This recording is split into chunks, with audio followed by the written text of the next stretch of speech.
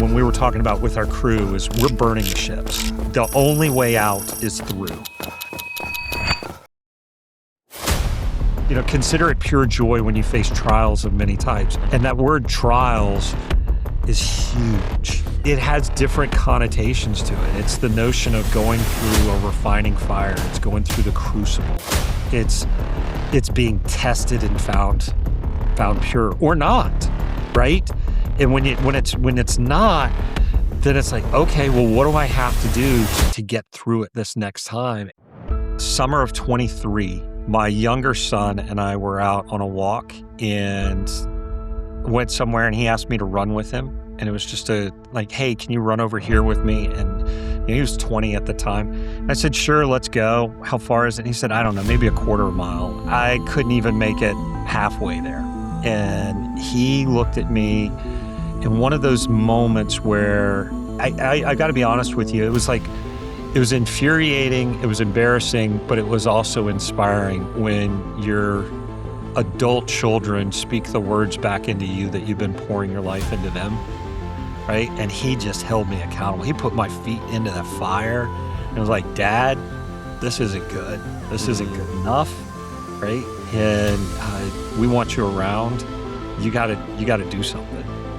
When it comes to doing the daily habits that fundamentally transform our lives, they're easy to do.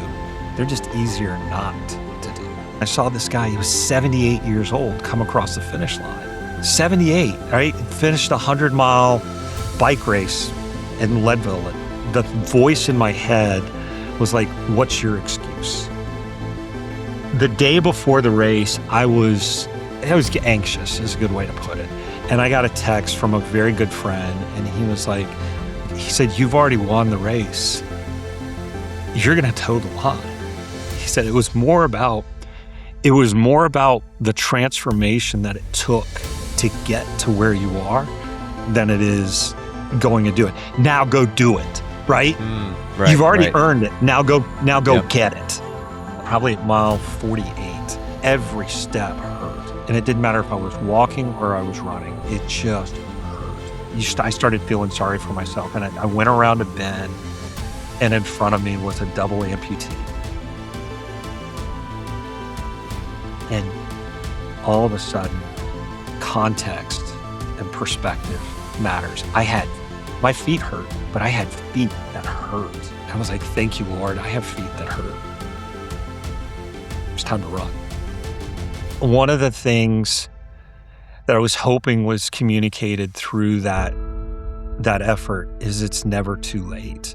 I know people that are like, well, that's good for you, but it's too late for me. And it's like, dude, it's never too late. As long as you've got air in your lungs, it's not too late.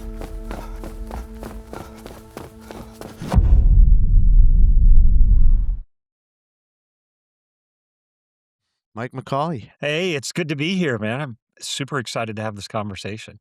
Yeah, me too. I think for anybody who doesn't know, it would be fun to kind of get your perspective on who you are, like just, telling us who Mike is, for anybody who hasn't seen the documentary. And people aren't going to know what I'm talking about, but you did something pretty remarkable on the, I guess, human effort scale, I would say. And there's a documentary that came across my feed, I guess it was a couple weeks ago now, and impacted me in a big way. I mean, I watched it several times. I've actually sat down and take notes and a few different things. And then I was able to reach out to you, and you were like, yeah, let's talk. Like, let's get this on the road. So, really cool documentary. And I'll link that too. And actually we'll collaborate, because I think you can collaborate on YouTube, and I'll send people over to watch that, because they really should. Yeah. Let's see. Mid-50s, husband of a wife for 32, almost 33 years now in Wow. June. We've got 5 adult kids now. Our youngest is 18. Our oldest is 30. And the youngest and oldest are girls. And then we've got boys that are stair-stepped in between, I guess men that are stair-stepped in between. Hmm. And yeah, we've got our first grandchild is here. He's a year old. So that's kind of like the demographics really quickly. Uh, as far as my background and whatnot goes, I grew up in Virginia, born and raised in Virginia. Met my wife at college in North Carolina, and then she grew up in the mountains of North Carolina outside of Asheville. Oh, beautiful. And yeah, and then I worked in my family's business for about 8 to 10 years and then transitioned in corporate America. We moved up and down the East Coast. We actually ended up moving 8 times in 10 years. Wow. The final move put us out here in Texas. We live now outside of Dallas, Texas, in a small town, or not a small town anymore, but a suburb called Flower Mound, Texas. And that's where we live. And then I guess as far as setting up the documentary and what happens with that, it just in life, things come at you in different ways and different waves. And um, we are a deep faith-based family. My wife and I, faith is a huge part of who we are. It's the essence of who we are. And but then also, so the whole notion there was being able to provide and protect your family, enable them to thrive in Christ and do those things. And then within that, um, a lot of what I got sidetracked with in life was just a career side, Hmm. and then did get fit at times and would get unfit at times, become sedentary. I had a desk job and was able to be pretty successful from that standpoint, but had a sedentary desk job and just allowed things to slip and slide. And then one of our middle son in 2019 had he was set to go play football in college, and his senior year had a really bad accident, had a TBI or traumatic brain injury. And that just kind of derailed some things. And at that point, our physical fitness took the back seat, and one thing led to another, and we let things slide. And then in, I guess, summer of 23, my younger son and I were out on a walk and went somewhere, and he asked me to run with him. And it was just like, hey, can you run over here with me? And he was 20 at the time. I said, sure, let's go. How far is it? And he said, I don't know, maybe a quarter mile. And so if people are listening, if they don't know what a quarter mile is, think one loop around the track. And when he said run, he didn't mean run. He just meant jog. Just, hey, let's Mm-hmm. go jog over here. And I was like, yeah, sure. And I couldn't do it. Man, I couldn't even make it halfway there. And he looked at me in one of those moments where I got to be honest with you, it was like it was infuriating, it was embarrassing, but it was also inspiring when your adult children speak the words back into you that you've been pouring your life into them, right? And he just held me accountable. He put my feet into the fire and was like, "Dad, this isn't good. This isn't Mm-hmm. good enough." Right? And, we want you around. You gotta do something. So that's what teed that up, and then, yeah, I could where else do you want me to go from that? Yeah, well, I think that it's so cool that, like, first of all, you had the humility to take that, but second of all, he had the courage to tell you because, nothing changes if nobody's really going to speak into your life sometimes. And then having that reaction to like, oh, like, yeah, there's something that has to change here. Like that takes a precursor of humility that I think is really profound. And this is also a story that like anybody middle-aged will relate to. And like, I mean, I'm only 34 and I can relate to that as well, just the fitness side of it and life happening and being busy and kind of figuring out how to prioritize things. And so both of those points I think are cool precursors to what you were talking, this journey was going to be. Yeah, thank you, I appreciate that. It's wild because I never really thought about it from the humility side of it. I thought about the humiliated side of it. Yeah. But yeah, it was so good to hear him just raise the bar with Mm, me, and that's one of the things that, we had in all of our kids had just taught them about, mental toughness and physical toughness and things like that. Just do hard things. Um, and if there's an easy way and a hard way, chances are you're going to be better off for doing it the hard way. Not stupid hard, not unnecessarily hard, but um, the way that you're going to learn and you're going to grow from is don't shy away from the hard. And so yeah, I had gotten really fat. I was 70 pounds overweight. And when you think about that, the next time you go to a gym or whatever, grab two 35-pound dumbbells and imagine just carrying that around every day, every step. It's it's a lot. Hmm. Um, and so that started with a challenge, and you can go watch the video and how that kind of played out. But it it worked out to where I over the course of about 6 months, I just focused on losing the weight and getting fit.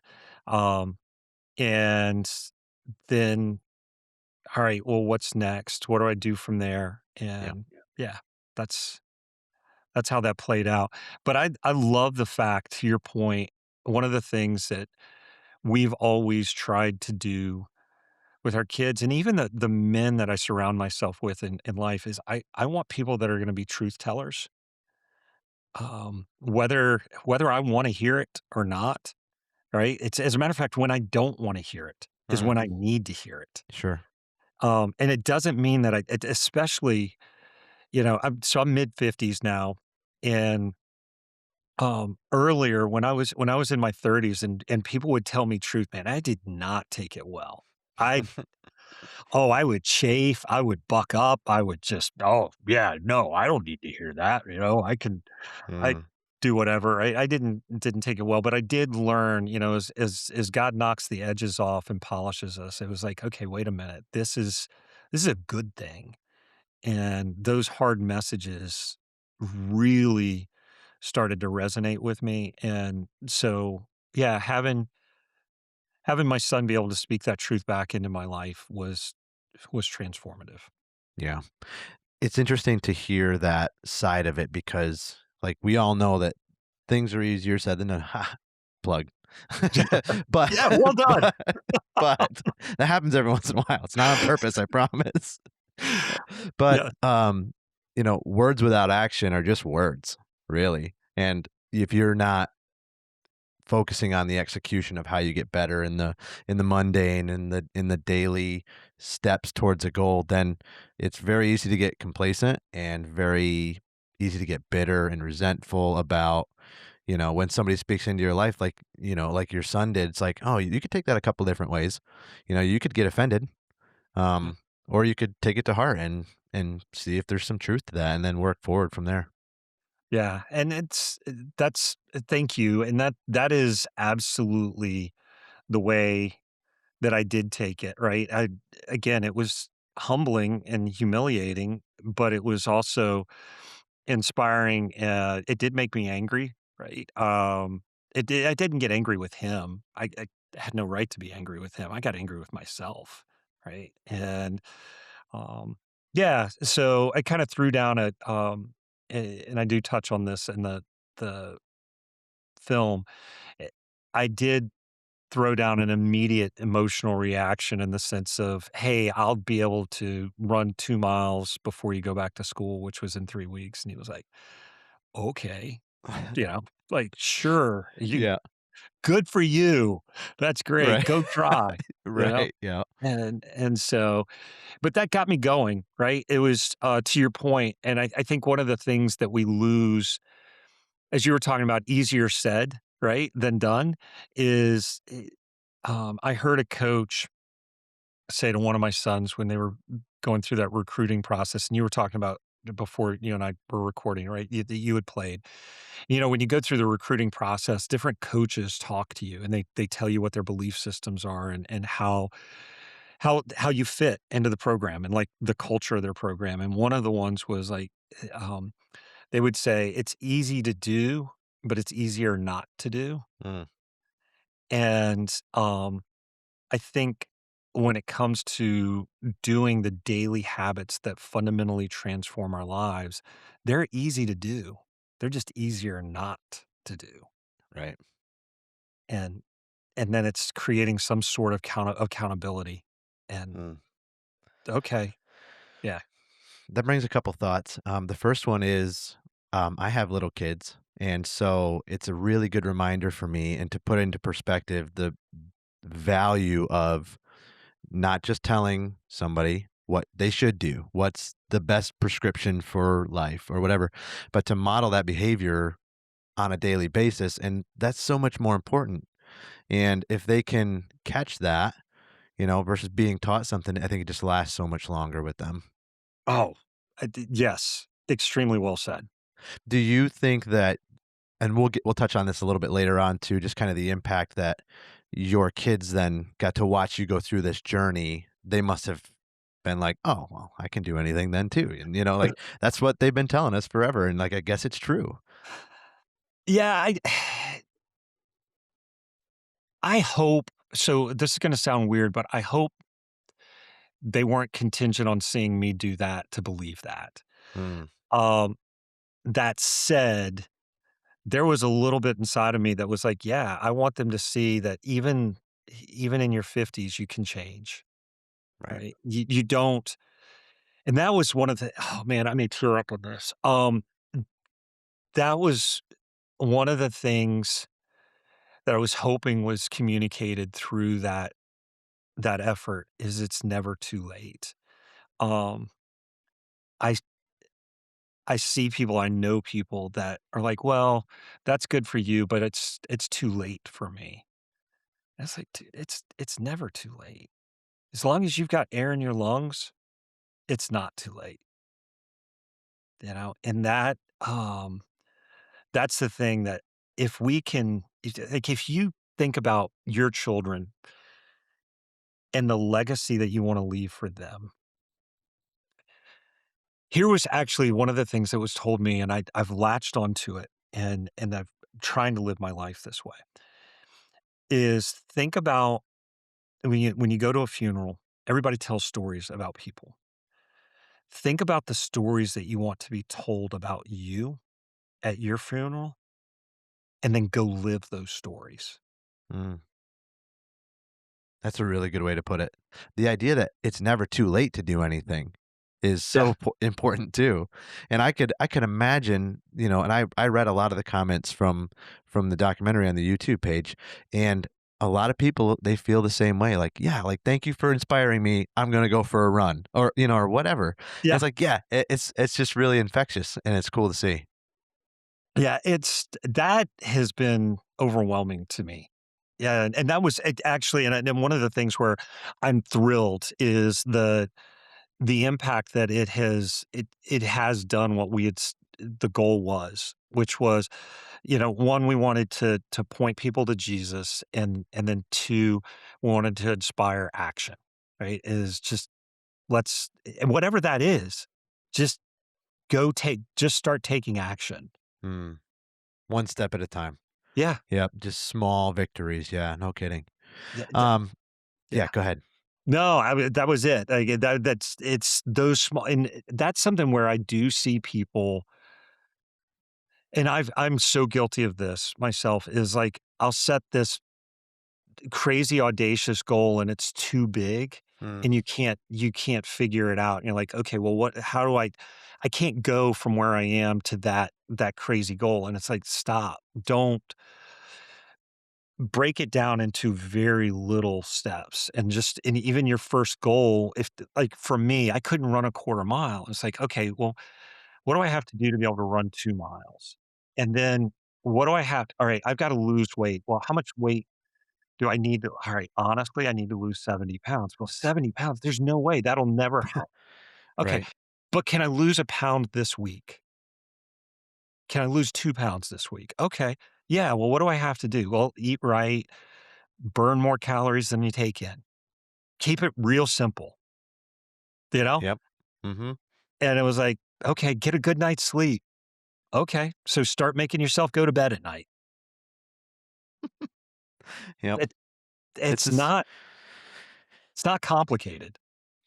Yeah, I think most people, they'll get, like, bogged down in the end goal and how daunting that is, and not realizing, I mean, we're talking 2 years, and I won't jump ahead too far, but Yeah. 2023 to 2025, like, that's prep work that I wanna get into this, that wasn't really addressed in the documentary as much, as far as, like, Yeah. what it took, like, the preparation, the amount of miles and the hard work, like, that's the actual journey there. Like, maybe, the race is a big deal, and that's accomplishing the goal, but all of the cascading blessings and all the cascading development from the 2 years of hard work are really what matters. Oh, yeah, it was crazy. The day before the race, I was anxious is a good way to put it. Um, Nervous, whatever, right? I was like, okay, this is big. And I got a text from a very good friend, and he was like, the fact that he said, you've already won the race, you're gonna toe the line. He said it was more about the transformation that it took to get to where you are than it is going to do it. Now go do it, right? Right, You've already right. earned it. Now go Yep. get it. Wow. Yeah, I love that. How important is it to have people around you like that? Like, wow.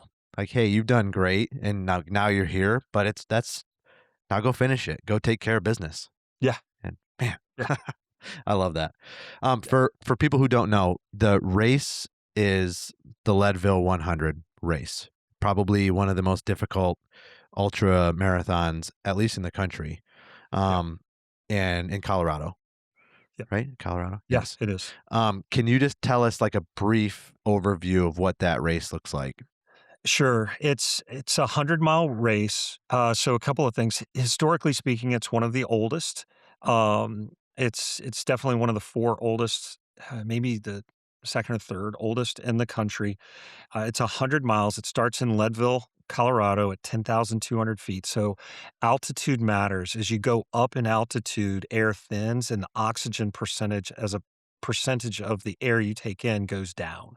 Mm, So it starts at 10,200 feet, and then you go out 50 miles, and then you come back 50 miles. There's a series of climbs. Over the course of it, you do about 15 to 16,000 feet of what's called elevation gain. mhm, Um, the crux of the course is let's say from mile 40 to mile 60. I'm just going to use round numbers to keep it simple. And it's more like from 38 to 62 or something like that. It's 24 miles, um, out and back over this thing called Hope Pass, which goes up to 12,600 feet and then goes down to into another valley where the turnaround is, which is called Winfield. And that's where most people at some point in that section don't finish. mm, The race has about a 50% success rate or 50% failure rate, depending on how you want to talk about it. And most people, that section, that 24-mile section, is what gets them. And so the kicker is to be able to get over there, get over the pass, get down into Winfield, get out of Winfield, come back up over Hope Pass. And this is something else that a lot of people don't talk about on that course. The backside of Hope Pass is so much tougher than the front side. mm, So imagine, if you will, you've got, let's say, 6 or 7 miles on the outbound side, on the front side of Hope Pass, to go up, let's say, 4,000 feet, right? My numbers are off, and I apologize. I'm just not up to speed on it now. And anyway, to go up and over that. Well, when you're returning, the pitch is a lot more. So you're running through flats more, and then you hit this steep part. And so you've got, let's say, a mile and a half to do or 2 miles to do what took 6 miles before in oh, terms of the wow. pitch. Huh, And it just beats the ever loving crud out of you. right. It's soul sucking. And uh but you're over halfway there, and so you've got to be able to keep grinding. and Mm, get up and over that. And the other thing that makes Leadville tough, so there's 2 things. It's the altitude and then it's cutoffs. And then what cutoffs are is you have certain time stamps that you have to hit these different elements of the race. So you've got a certain amount of time that you've got to get to, say, mile 25, mile 30, mile 50, so forth and so on. And mhm, the biggest thing that they want to do is get you out and over Hope Pass before it gets to be too late and gets dark. And so they've got super aggressive cutoffs for the first half of the race. mm. And that's the other thing that gets people into trouble.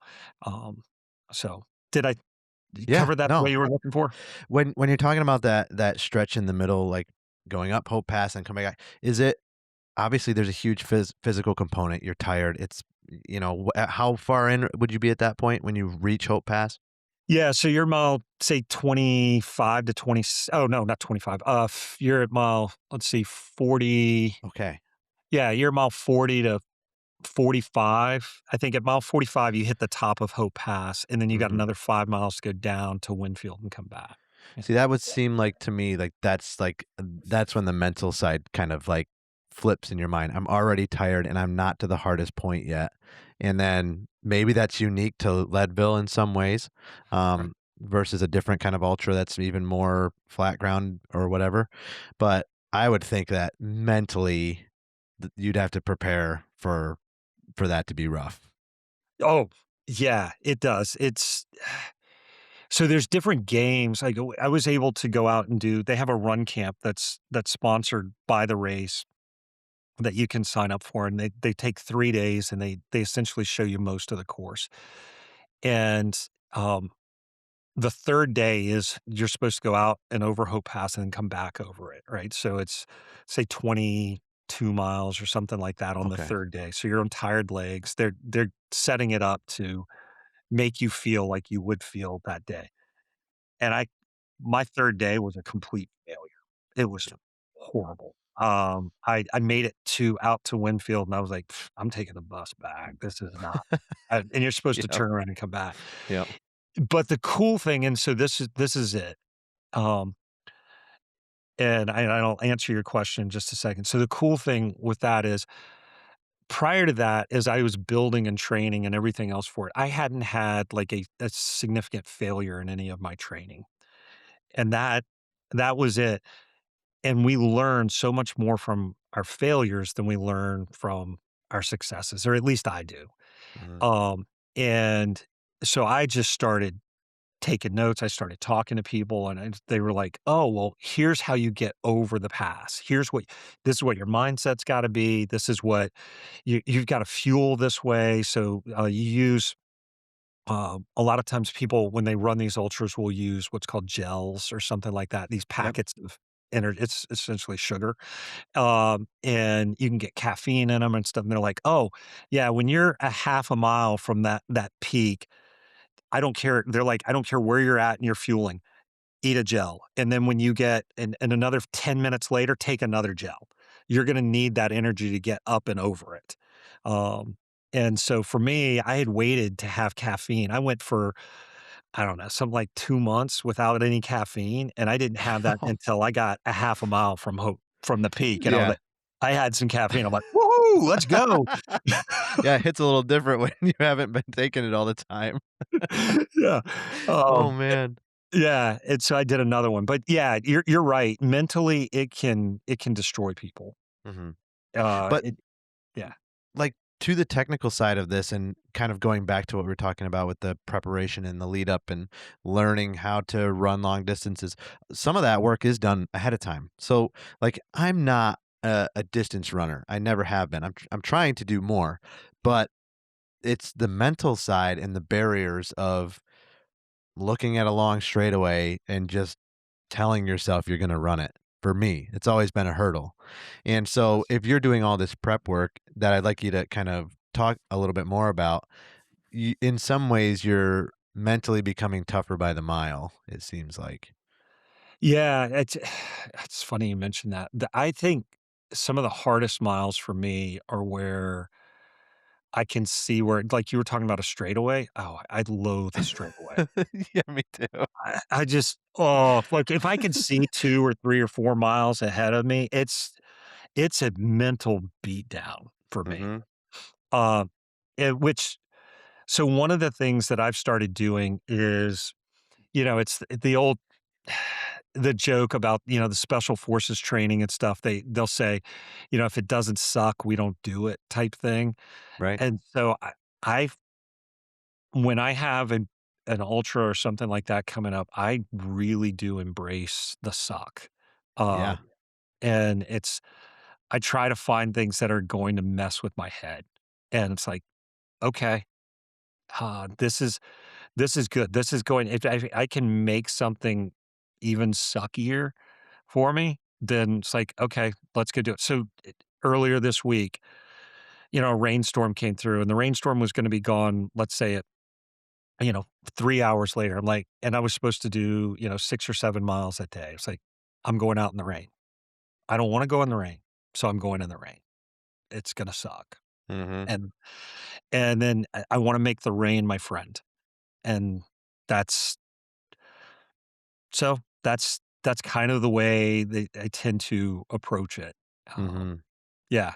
Yeah, it's just a constant, like, battle between, like, I could just stop right now, and I could just walk, Yeah. and and nobody else is out here to tell me anything, and nobody knows it's just you versus you, Yeah. and that is, like, the part of it that gets me. See, I'm a little different, like, if it's raining, something about that, like, makes me want to, like I don't know, I'm weird, I but, like, I like running at night or when it's cold or when it's raining, it's probably because I can't see those long straightaways. But when I do get in the straightaway, sometimes it does help to just kinda look down at my feet and go that way, but, like, the Yeah. truth is I gotta get over that and just yeah, and just embrace it and just go for it at some point if you wanna Yeah. start doing heavy miles. Yeah, yeah, no, you're right, and it's funny because the reality of it is I actually do enjoy the bad weather. I Mhm. personally d there's I was trying to before I ran it when I was doing training runs, and I did a run. I got out a couple weeks early for the race, and I was going up Hope Pass, and it was raining, and I was like, "Oh, this is good," right? And as I went up, it started thunderstorming and stuff like that, and I'll tell you, don't go up the pass, and they're right, you shouldn't.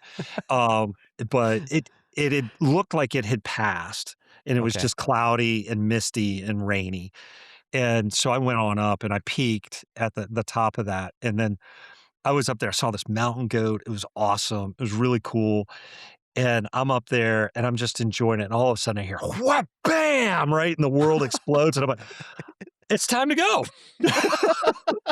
Yeah, right. You Yeah, know? yeah. Yeah, I there's was only like, so much it makes you think of, like, back in the day when we didn't have all our modern comforts and people were sleeping outside and, like, just how scary that actually must have been. "Oh my word, yes, Yeah, yeah, yes." nature brings you right back to reality quick. Oh, yeah, it is very humbling, yeah.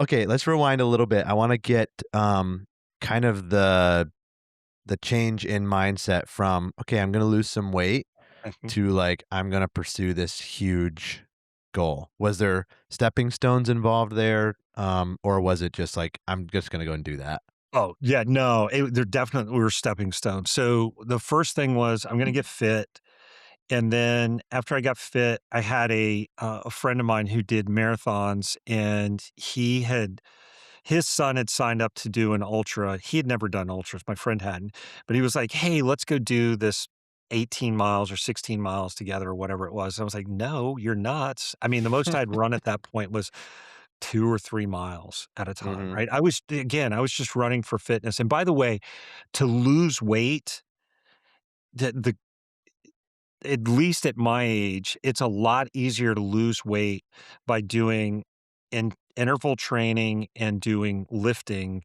and doing speed work than it is to do, like, long zone 2. Mm, Long zone walking is great. Walking will shed the weight for me. Hyper intensity, like VO2 max type training will shed weight like there's no tomorrow, yep. and lifting will shed weight. But, like, just get out and go do a slog at zone 2, it it doesn't it doesn't, as a matter of fact, I've gained a little bit of weight and gained a little bit of fat since I've started ultra running. Mhm. But, all of that said, I was doing about 3 miles at a time or whatever, and he said, "Mike, come on, let's do this," or whatever, and he was talking to me in February, and the race was in May, and I was like, "No, you're nuts." He said, "Well, there's an 8-mile distance." I was like, "No, you're still nuts."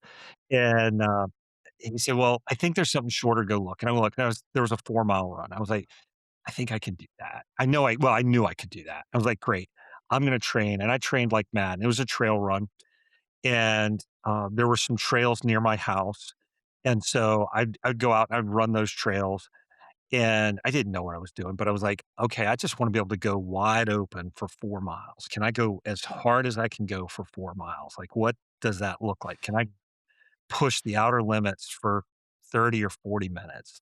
Mhm. And so I went and I did that, and I did really well, and I loved it. I was just like, "Okay, this is awesome." But again, it was 4 miles, right? And so, Yeah. um, and then I did a 5K after that, and I've got a buddy that my lifelong friend, he and I grew up together, and he's into ultras, and I still thought he was crazy. So this is May of 2024, and, he was like, "Hey, let's meet together over the summer." He lives in Virginia, and we went to visit my in-laws outside of Asheville, North Carolina. And we met down there, and it was like, "Okay, let's go do, I don't know, 8 miles together." I was like, "Great." That's the furthest I'd ever gone, was 8 miles. I was like, Yep. "Okay, this is great." He said, "You wanna do an ultra?" I was like, "No, you're nuts." Um, and but the cool thing was, because I had gotten fit enough, my middle son, the one who had had the TBI and everything else, praise the Lord, he was healed, both miraculously and then over time medically, right? So, Mhm. um, there's an element when the brain gets injured that just it just requires a lot of time to heal. Right. And there were things that he had to process. He had to learn to read again, stuff like that, right? And anyway, he this is the summer of 24. He's healed at this point. He's married. Everything's great. He had signed up to do the bike race in Leadville, which is a Okay. 100-mile bike race. Yep. And he said, "Dad, can you help crew for that?" And I was like, "Well, sure." And he said, "Now that you're fit," because crewing for these things takes a certain amount of effort and Sure. Yeah. fit as well. And I was like, "Yeah, absolutely." And so while we were out there, we crewed for him, and that was amazing. I just got to see the community, the way people specifically at that race, but then I think just in the ultra community overall, even though this was a bike race, everybody wants you to do well. People want each other to do well. And so while we were waiting on him at the finish line, or he came across the finish line, and then later on, I saw this guy, he was 78 years old, come across the finish line. No way. Yeah, 78, right? And finished a 100-mile bike race in Leadville at, altitude. And it's a different course, but it's brutal. They give you 12 hours to finish it on a bike. And he finished it. And the voice in my head was like, "What's your excuse?" And so that was the 1st or 2nd week of August. The week after that was the run. We weren't there, but I started following it. I was like, "Oh, okay, what's up with the run?" Yep. And I was like, I don't wanna bike it, but I think I could run it."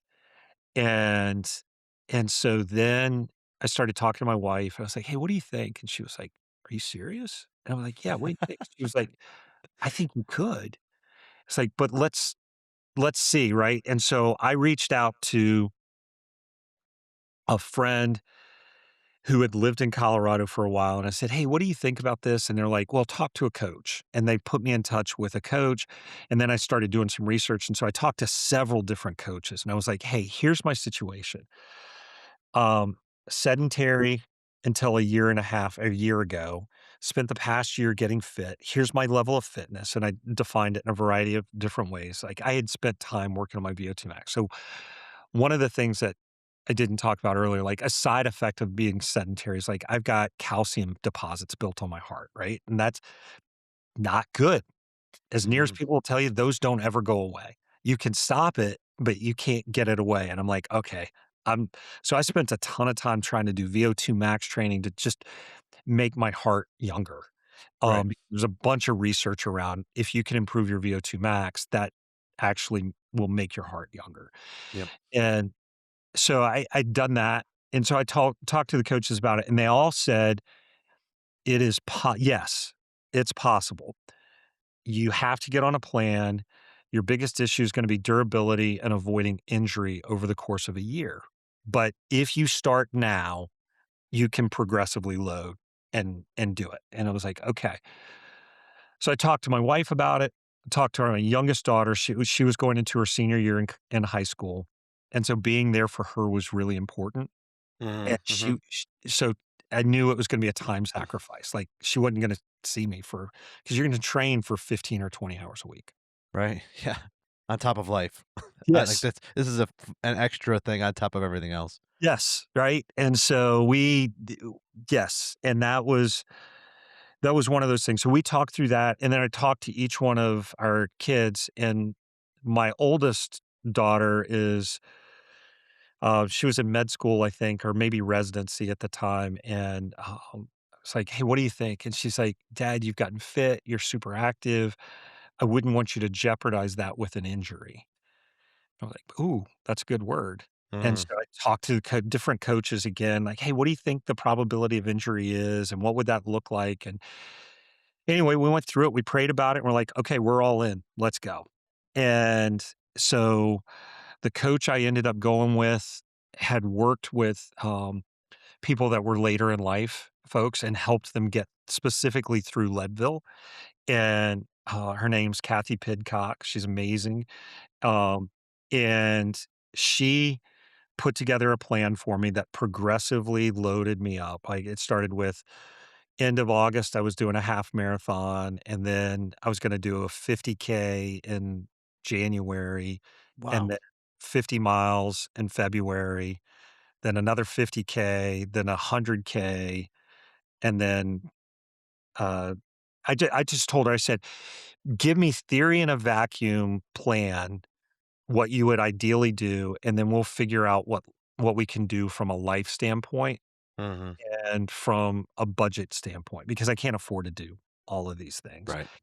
And so she mapped it out, and I was like, "Well, I can find this race that's close to home. I can drive to that. I can drive to this. I can do this," right?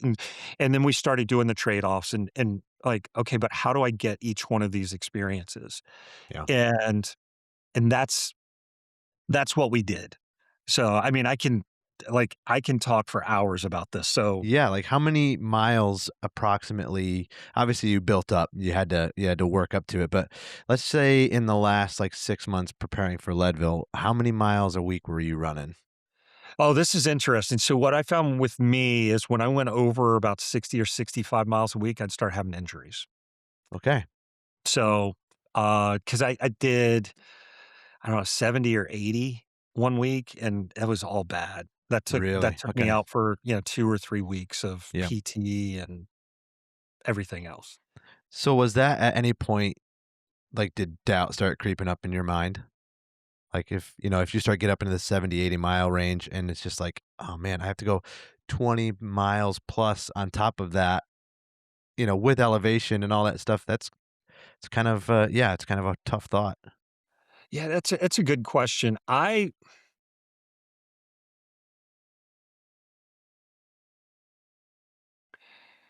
never had doubt from that standpoint, like the way you just asked the question. Mhm. Where I had doubt was, am I going to be trained enough and strong enough? So when I did my first 50K, which is 31 miles, it had, I don't know, let's say 4,500 feet of elevation gain in it. And my legs felt like jello the last 5 to 10 miles. And I was just, and that was in January. And I was like, I'm not Yeah. strong enough. I My don't. my feet feel like jello just listening to you talk about it. So I'm just sitting in a chair. Yeah, Yeah. yeah. Well, so you've got fast, quick twitch capabilities. I just don't have those, right? When I clap, I miss hands, so it's Oh, that's so funny. You know oh what? People I don't think I follow and I watch a lot of ultra marathoners. I'm not an ultra marathoner, so I don't actually know. But the amount of strength training that you have to also do, especially for impact and downhill. Did you do a lot of, like weight training too to make sure could stay healthy in your muscles? yeah. So it was funny because I think that was probably a little bit of source of tension between my coach and me because I wouldn't back off on my weight training from Mm, what I had done before. I wanted to because once you get over specifically over 50, but as you get older, past, say 40, gaining muscle mass just gets increasingly harder. yeah. And so I just didn't want to lose what I had gained. And so I'd continue to work out lift 3 times a week. Wow. Okay. And that's now this year and stuff, I think I overtrained and I think that's part of where I was dealing with some injuries. Hmm. So what I'll do now, I do strength training a minimum of 2 days a week, and the 3rd day is optional depending on how I'm feeling. And the how I'm feeling is not emotionally how I'm feeling. It is Yeah. like if I feel like I'm borderline on an injury or I'm just fatigued, I've learned enough. Like if I'm super fatigued, it's like, no, going to workout's not a good idea. But if I've got energy and I may not emotionally feel like it, dude, I'm gonna go hit the weights. Yeah. I think So that's yeah, that's all the mental side of it too that like nobody sees. Like you don't really get a super good insight into the documentary because it kind of focuses on the race. But I love that. Like I love the grit and the journey and what it took and the preparation all the way up until race day. Even can you talk a little bit about how intricate um the actual prep for the races in like the weeks leading up? I saw at the end of the documentary I think it was a photo, maybe a video, while the credits were rolling, and there's like 10 maps and there's computers with graphs and like all of this different stuff and a couple of people like sitting there going through it and I'm like, "Oh yeah, like that's pretty involved." oh, it's stupid that you almost need an advanced degree in logistics. Okay. So it's basic math in the sense that your body's gonna burn a certain amount of energy, and your body has a certain amount of glycogen and glucose in it that it can naturally burn before it starts burning its muscle.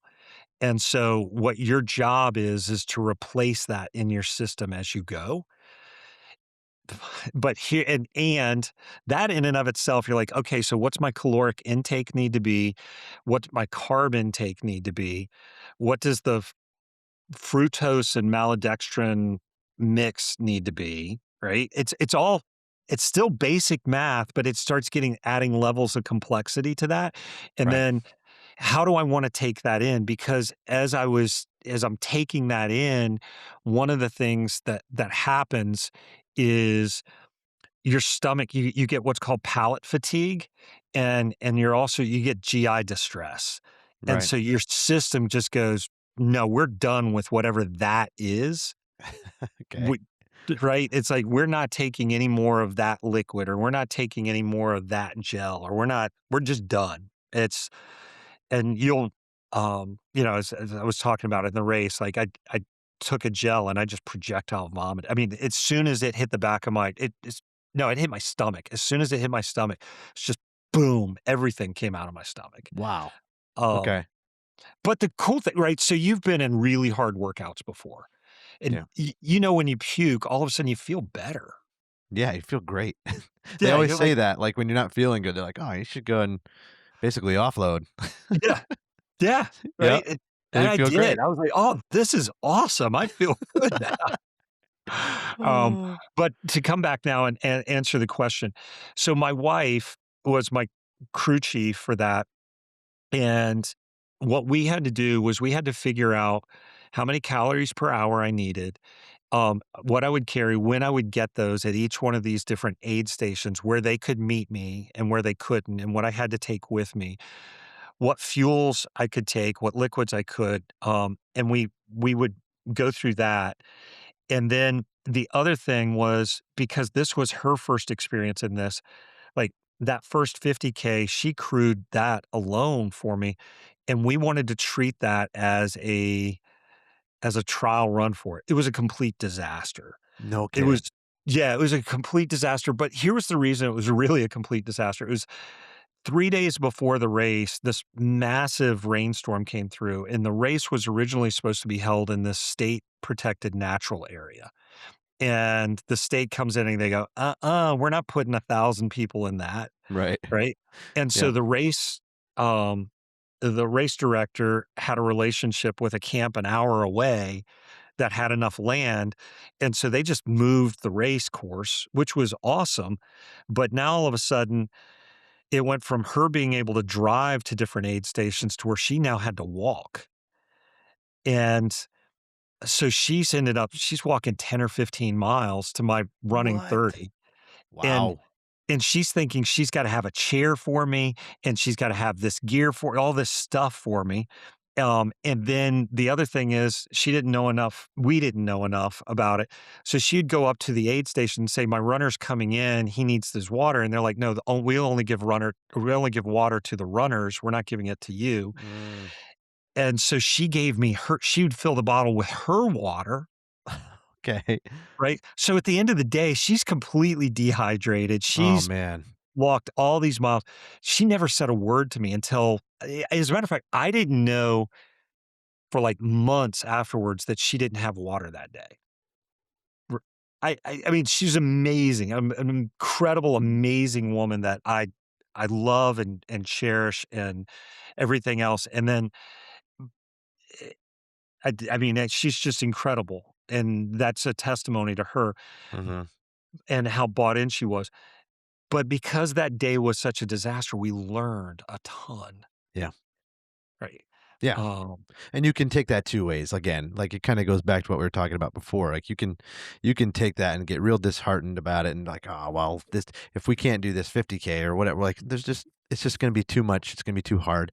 Or it can like build resolve and you can learn from it. And then the next time you do it, it's a lot easier and you kind of grow your capacity for what you can actually do. And I love that approach because that's true in any aspect of life. yeah, yeah, and yeah, that is and frankly speaking, a lot of my mindset, she's done a phenomenal job of pouring that into me and into our family. Mm, She's the one who's like, "Hey, we're gonna lead with gratitude," and then, um, and the cool thing in the way, my job is to lead, and I'm the one who's ultimately accountable for the health and the state of our family and for her, and I'm accountable for her mhm. from that standpoint, and so it's like, okay, I love that she's doing that. I'm absolutely taking that, and we're gonna run with that. We're gonna lead with gratitude, right? Wow. When we go. So, That's a great theme. When you're looking at your crew, your team that's gonna go mhm. and do something like this with you, what are some of the, I guess, requirements or qualifications that you'd be looking for in a team that's gonna help push you and help to kinda get everything ready for you? What are you looking for? Yeah, so I would say this is for me, we're brutal in the way we set that up. Like, when I say brutal, ruthless is another good word. Like, we're very cold and calculating. We're like, "Okay, these are the requirements on this." Like, there's some very dear friends I have that I would say, "No, you should never do this. You're too kind, you're too sweet, you're Yeah. too caring," Yep. right? So, yeah, for us, we we wanted to lead with gratitude, so we wanted people that were going to choose joy, in the moment. We knew things would be bad and hard and everything else, but we didn't want people that would spiral in negativity. Mhm. We didn't want people when we wanted to adopt an improv mindset. So, do you know what I mean when I say that? Oh, 100%. Yeah. Yeah. Yep. People So who are like adaptable and are problem solvers and aren't going to just get bogged down and become negative like that for sure would derail an entire race like this. You yeah. know, you need everybody on point who knows their role and is willing to kind of put that stuff back into you so you can go out and complete the next leg. Oh yeah, I totally agree. And honestly, like that's what you look like you're looking for in a partner, in life or a spouse and like all of these different things. It's like who can I go to war with and we'll be okay. That's it. Yeah, that's exactly it. It's like, I want people that are never gonna quit, right? Mm, Yeah, so our deal was, "Hey, it's okay. It it's not okay, but it is acceptable if you fail on the course. If you get medically pulled, right? If you just run out of gas and you miss a cutoff, right? We're not going to be happy about it, right? But and we'll be upset and frustrated with it, but that's an acceptable outcome. But but quitting in you may have heard this, right? Quitting in the chair is not acceptable. It's like mhm. you are going to get up and you are going to go. I don't care how bad you feel. I don't care, whatever it is. So those things we wanted people that would be just absolutely call out, for lack of a better phrase, call out the man in me Mhm. again, right? It's just, hey, yeah, it sucks right now. This is what you signed up for. Congratulations. Quit feeling sorry for yourself. Now go. Yep. That's the thing that I love about, that, frankly speaking, that I love about ultras is it's a it's a choice and a decision that we voluntarily make to put ourselves into really hard, chaotic situations Mhm. because life is gonna come at me anyway. Life is gonna throw me hard in chaos, whether I want it or not. And the question is, am I gonna be trained up and prepared for it? And I look at these and the preparation for them, and it's increasing that musculature and that ability to handle that so much better. Yeah, that all translates to real life too because when you're walking in your daily life and all we hear is how to be more comfortable and how to be more complacent and how to have all of these luxuries that we have. And like the truth is, you can't protect yourself fully from hardship. It's going to come one Yeah. way or another. And if you haven't been preparing for that in one way or another, it's going to be a big problem. Yeah, And I think, like, too, with when I think of parenting in particular, a lot of the idea is like we need to insulate them from pain and we need to however we can mitigate this from causing harm to them and it's like no, actually you need to make the child strong enough through hardships so that they can deal with that when they're on their own because they're not going to always have us and that's something that just you can use in any part or any area of your life. I love that. Yes. Yeah, I'll just sit back here and echo that and applaud it. Yeah. Yeah, I heard, um, there's a guy by the name of Joshua Metcalf that is out there. He's on he used to have a pretty big social presence. I don't know how big he does now, but he was big into mental training and mental toughness, and he worked with a variety of different colleges and universities. But he had a couple of sayings, and one was, "You don't get to choose, hard. If hard, you get to choose when hard." And he was talking specifically for game day, and he would say, "The bright," he said, "You don't rise to the occasion, you sink to your level of preparation," which Mm, he got from the special forces. mm-hmm. And it was like the bright lights reveal you don't all of a sudden become great under the bright lights on Friday night. They reveal what you did to prepare for that moment. Yeah. And hard is going to come, and it's a question of whether you want hard to happen in practice or you want hard to happen on game day. Mm, mm-hmm. And I was like, yeah, that Yep. I That's exactly right. I would much rather have my practices suck and beat the crud out of me and game day be easy Mhm. than have easy practices and lousy games. Yeah. 100%. And especially when you're talking about the context of in a family, like, as a husband and as a father, like, you don't just get to slack off on game day. So like you have Yeah. to put in the work ahead of time, and you've got to be prepared and, physically, mentally, all of these different things we should be constantly working on to get to a place to when that thing comes that's going to shake your world, how is it going to affect you in the long term? Yeah. The wild thing with this and is one of the things that also happened as part of that, and I think it was a little bit of a precursor, not a dr- not a drastic precursor, but there was just a I would say a spiritual awakening within me that was happening concurrent with getting fit. I was getting spiritually fit as I was Hmm. getting physically fit. Yep. And I realized, so like our job as husbands and fathers is to stand on the wall and protect our families, right? It's to protect our families physically, emotionally, mentally, and spiritually. And we as men, it's a grind and it's a beat down. And don't kid yourself for a second. It is a war of attrition. And the enemy is a prowling lion roaming around looking for people to eat and devour, and he doesn't play fair.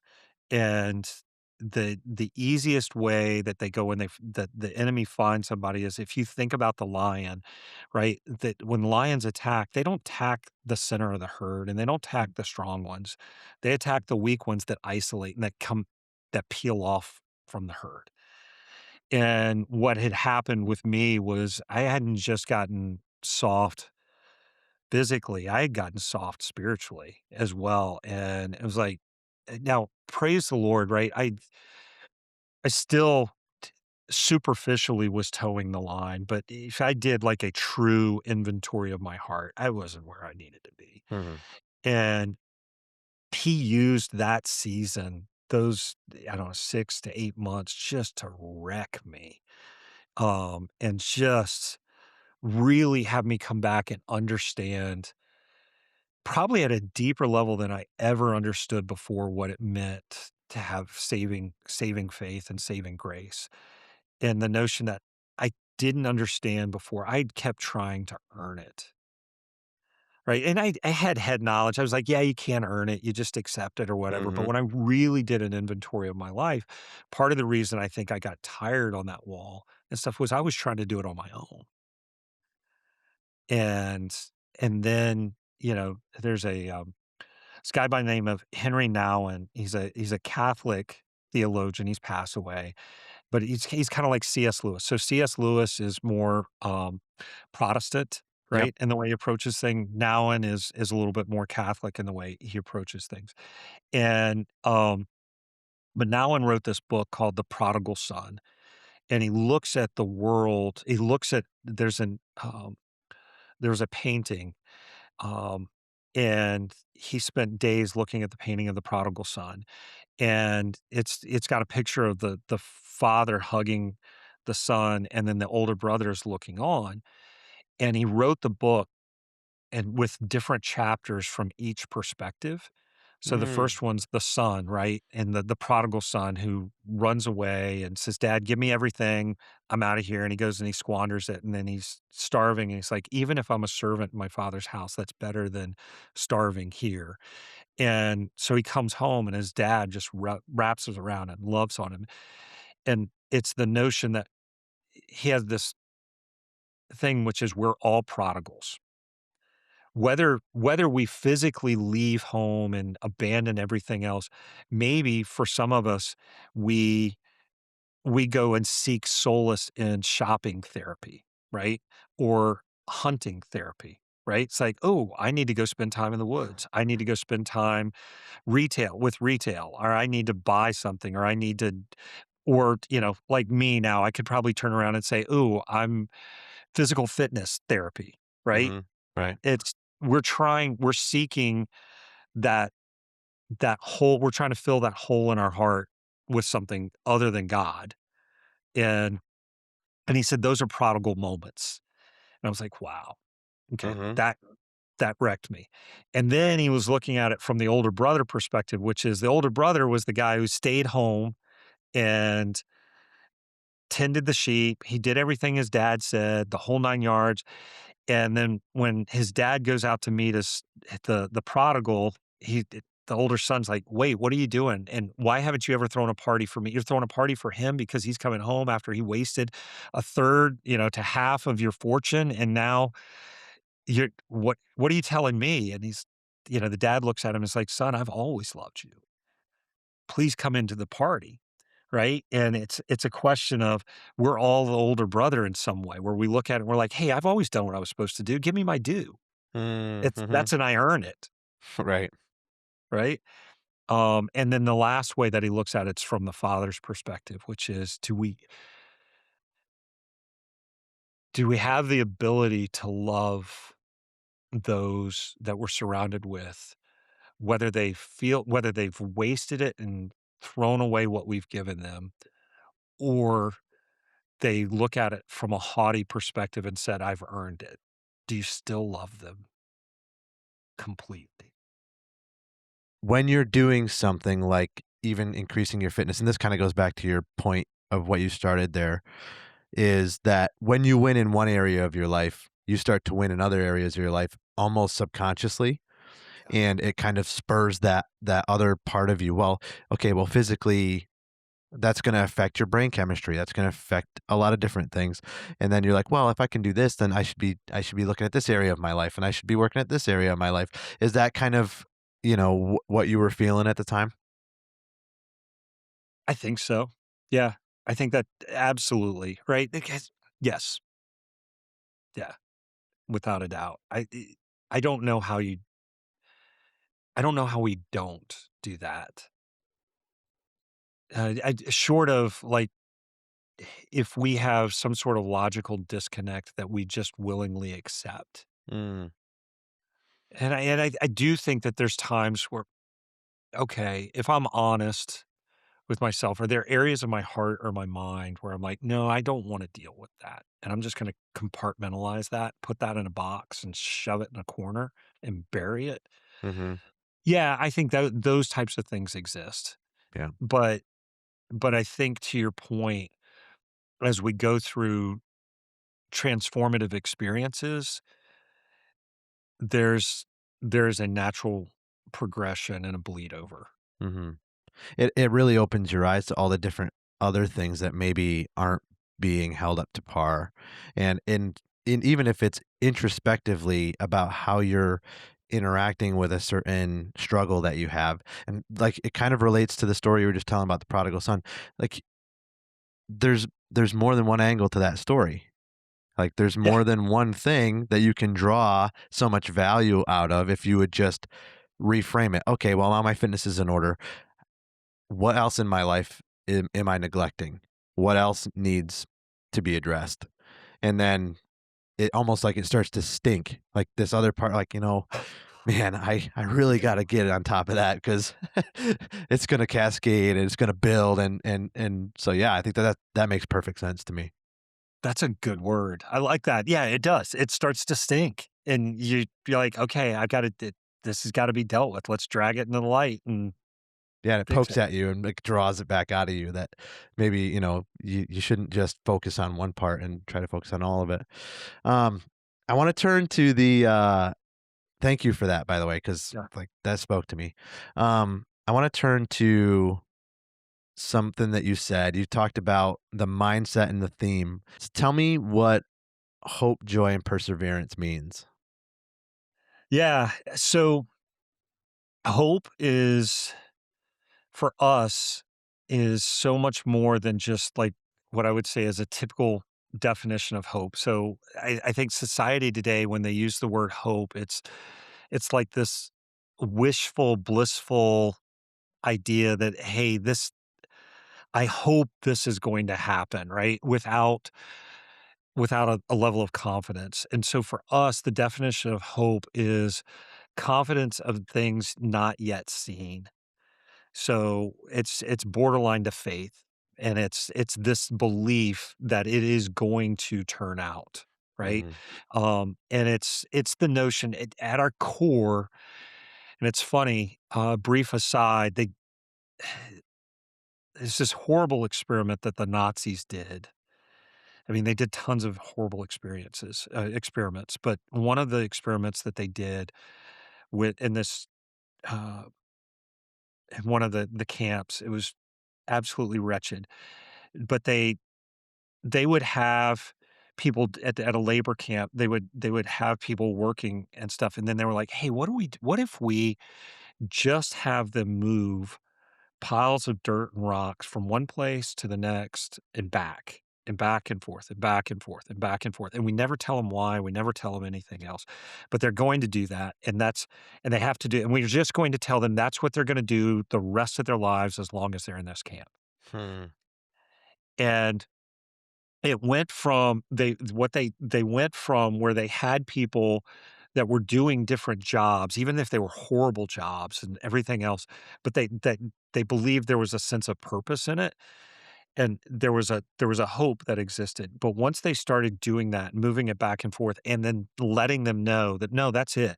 That's all you're ever going to do," people started losing hope in the sense of, I will get out of this one day and things will get better and whatever," right? And they lost this sense of purpose, and that's when people started dying as they were going through that, and literally, the loss of hope resulted in death.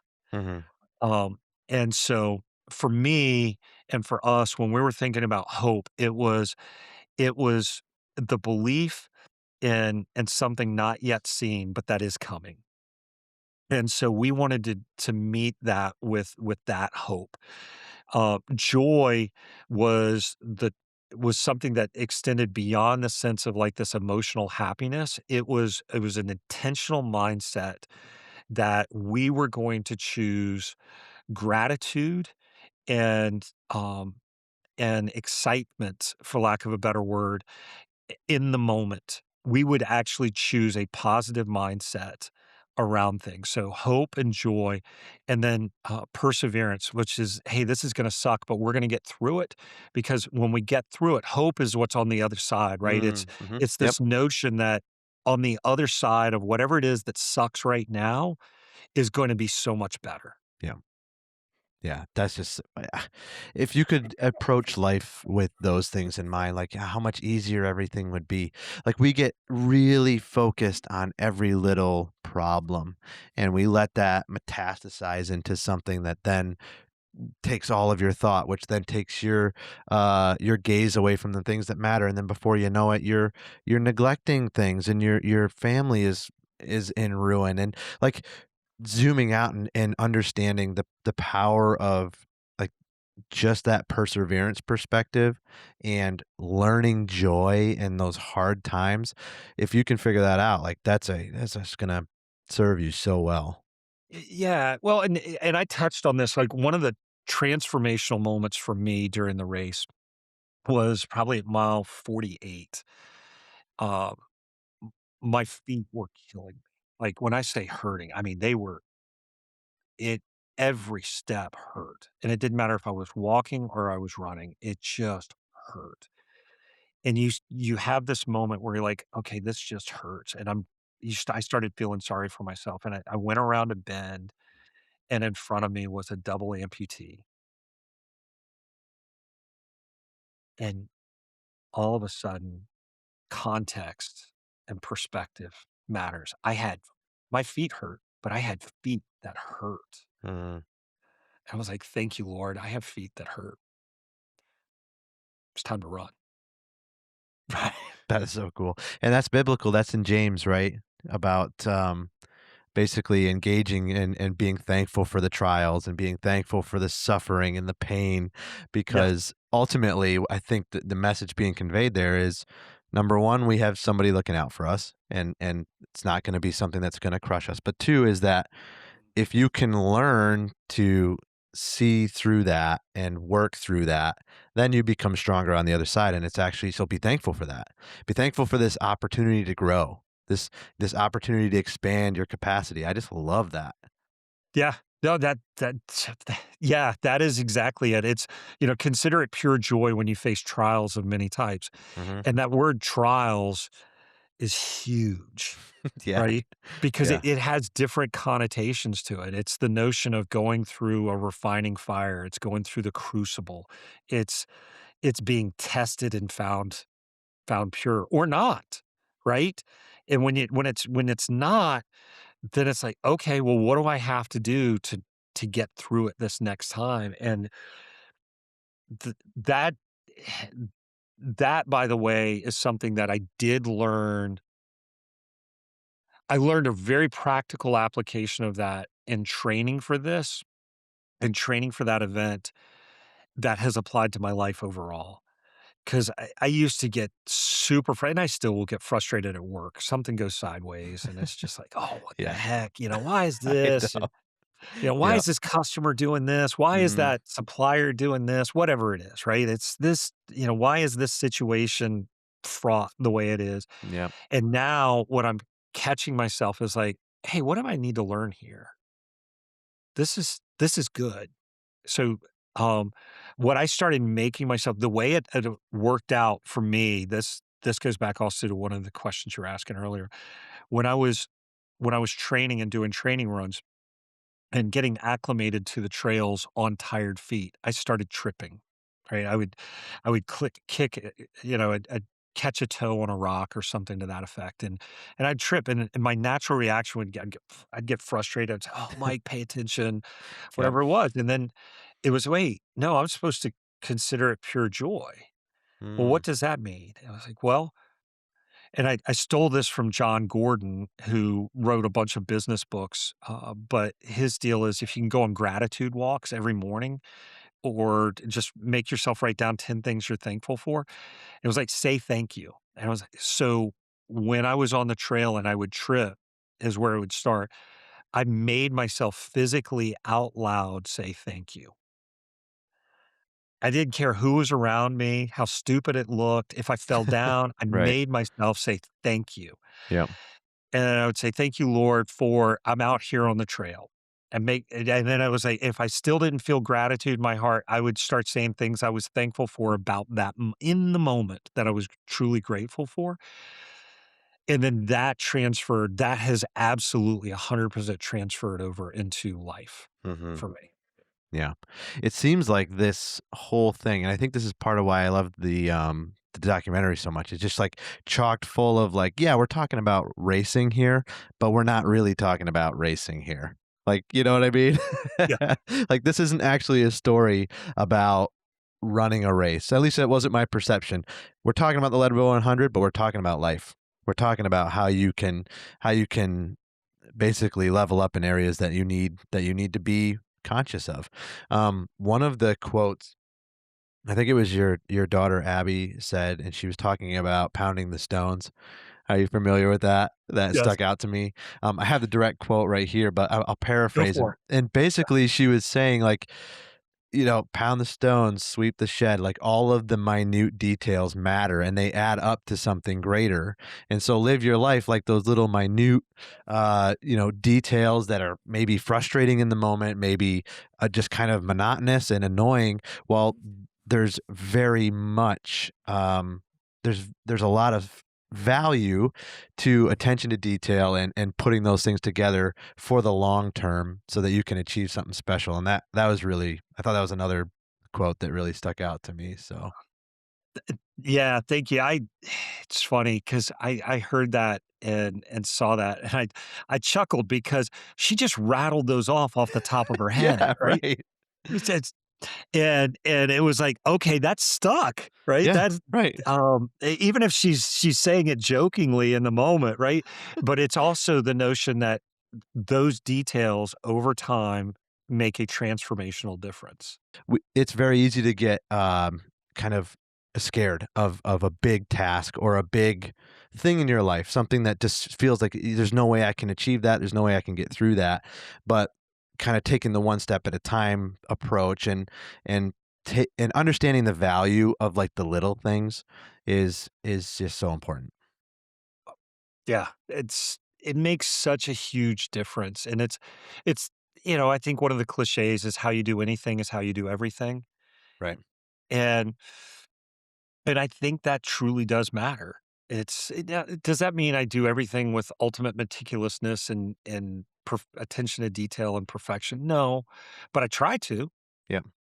And I also try to look at it and say, okay, in the context of life, that eh, where where does this matter, right? Where is good enough, and where does perfection really matter? Mm, And mhm.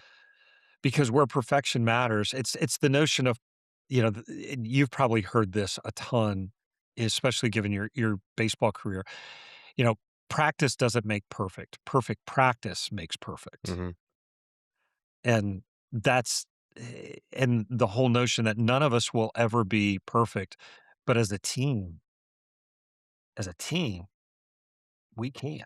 Yeah, one of the parts that really stuck out to me from the documentary was when it was basically a microcosm of marriage as a whole, and you had come in, you needed changing, you needed refueling, you were depleted, you were basically on the verge of, it sounds like, being done. Like this, I'm Yeah. done. And how your wife kind of just met you in the suck and just right where you were, understood where she needed to be, and then deposited all of that resolve back into you, like in real time. And just how powerful of a visual that was for marriage as a whole. And so, I mean, it sounds to me like, and one of the quotes actually was, when you're not able to be something, your spouse becomes that thing, and that's how marriage is supposed to operate. And just a cool depiction in real time of, first of all, her not just telling you what you wanted to hear, and not Yeah. giving you maybe what your body was hoping for, and rest and all of these things, but calling you to a higher purpose, and being where you are, meeting you where you're at, but then pushing you to be better than that, to go further than that. So Yeah, that moment was amazing. I w All right, so a couple of things that happen with these ultras. You get to a certain point, your emotional filter's gone, okay. and it's people have joked about it. They said it's almost like you're either dealing with a 2 a.m. drunk or a toddler, uh, and they just Interesting. have no filter. They're either super happy or super sad or super Okay. angry, right? Yep. It's just I wasn't so it was crazy because I wasn't necessarily, and I remember this with total clarity. I was mad. I was angry, and I came in angry because I was behind charts. I wasn't necessarily on the verge of quitting, but I was dangerously close to not having control over my emotions that would have resulted in me not finishing. Mhm.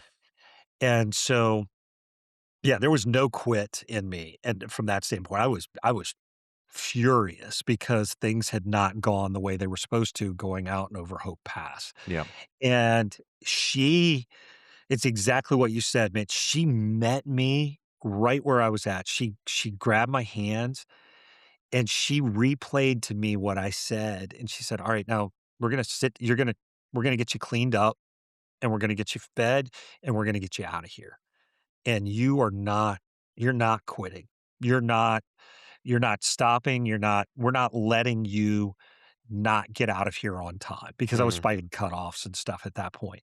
And so she did. She met me, and I didn't realize what I was trying to project to the crew was frustrated anger intent. And what I was communicating to them, and this is her brilliant leadership. What I was communicating to them was fear of failure. Mm.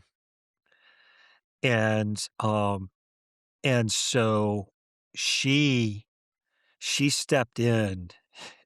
Oh my word. It was it was amazing.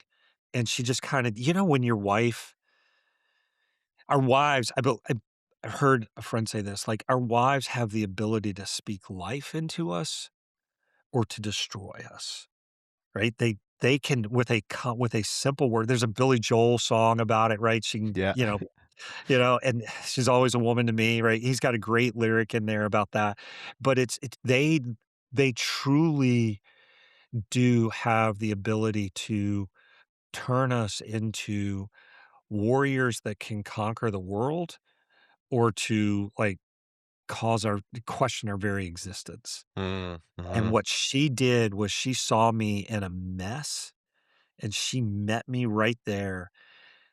She replayed it back and she said, "Okay, I hear you.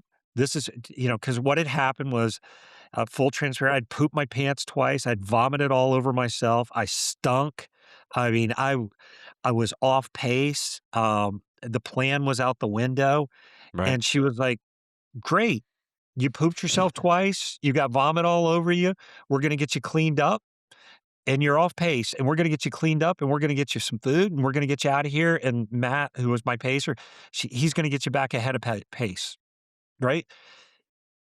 And she was like, "I heard you. Now stop. Just stop. And now stop feeling sorry for yourself. Stop being angry. Stop all of this. And now get focused. Take those emotions and go get out on that course and go get it." Hmm. And oh, dude, when we left, we were men on a mission. Right. So can you speak to that? What do you have theories of why that is? Why is it that men in particular like need that calling? Like we need that uh pursuit to adventure and the encouragement to go and do something that can be difficult. And you see this all the time. And you see, I've seen it in my own careers where you can tell when a wife is undermining her husband or not encouraging him or thinks he's useless. Or I mean, I was in law enforcement, so I saw those in real time. And then Yeah. and the other flip side of it, you can just see what a little bit of encouragement does and a little bit of honesty and like, hey, you know what? You can do this and you can do whatever you want. So go and do it. And like Yeah. that's all we need. It's like, all right, well, where's the wall I need to run through? Yeah. Yeah, Yeah. it's amazing. What is that? Yeah. I think it's the way we're wired. I think it's this notion that it's so the biblical term, and I'm gonna butcher this a little bit, and the guy Wally was the one who was talking about it because he told us that story and it allowed us to reflect back on it, and it was just Mm-hmm. amazing. The biblical term that God gave woman was a term that he uses for himself in his relationship with people, and it's a completer. It's somebody that without without that, you don't get there. And so what happens is it gets translated into English as like helpmate or helper suitable or suitable helper.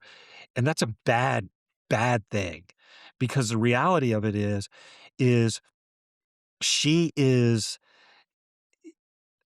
she is the one that is the she allows us to reach our fullest potential.